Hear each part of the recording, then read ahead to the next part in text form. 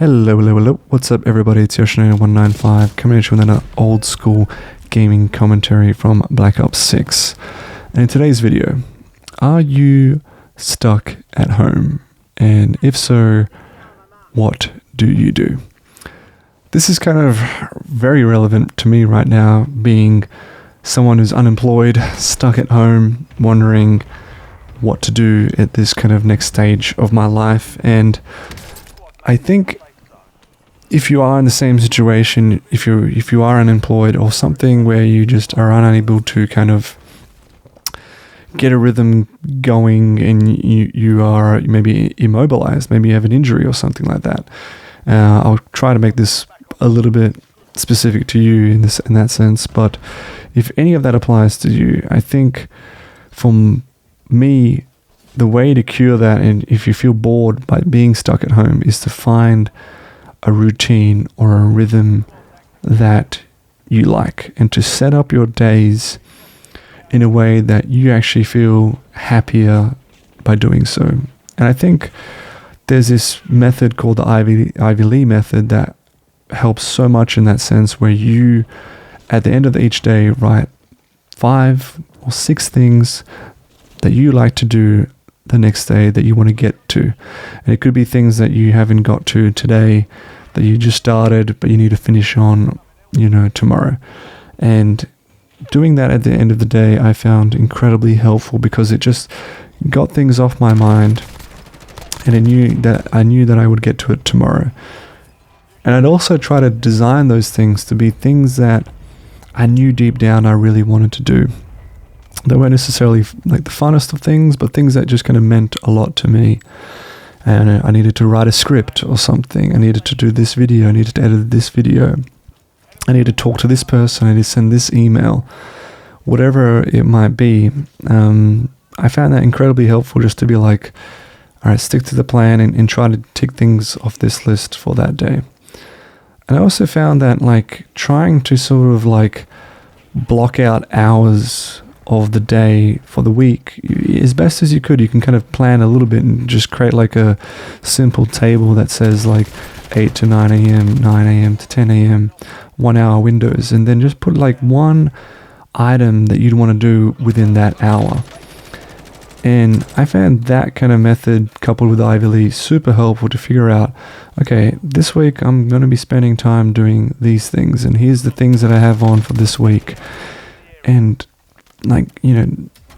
what Jordan Peterson says, something try to design the day that you think would make you happiest.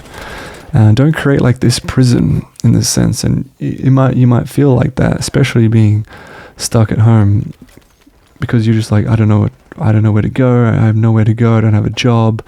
I can't leave this room. What do I do? That's where you kind of can go stir crazy if you don't have some sort of things or plan that you feel like you need to get to. And that's my biggest takeaway, where especially if you remember back to during COVID, the first 2 years, and everyone's at home, everyone's isolating, and a lot of people are like, my God, I can't, I need social interaction. And to a certain extent, fair enough, but for me, I was comfortable being by myself, but I only did that because I knew I had some sort of plan. I was doing my PhD, so I had a lot of time to focus in on that. I wanted to read every day, so I blocked out an hour for that. I blocked out some sort of workout that I could do from home and block out time for that. And I just try to picture how am I going to fill these hours, not in a way that's mind-numbingly me sitting watching TV and watching Instagram reels, but what's a way to fill out the hours that I would be proud of later on and be happy to, and try to make those as easiest of a thing to do so, setting up the table, my office or whatever for the next day, the laptop to be ready for the next day, getting the list of things that I want to ready before the next day, trying to ease the friction of what you want to do. So I think being stuck at home The antidote is obviously to try to create your own routine and discipline, because that's ultimately what the outside world does a lot of times. You go to work, you have a 9-to-5 job, there's tasks that your boss wants you to do.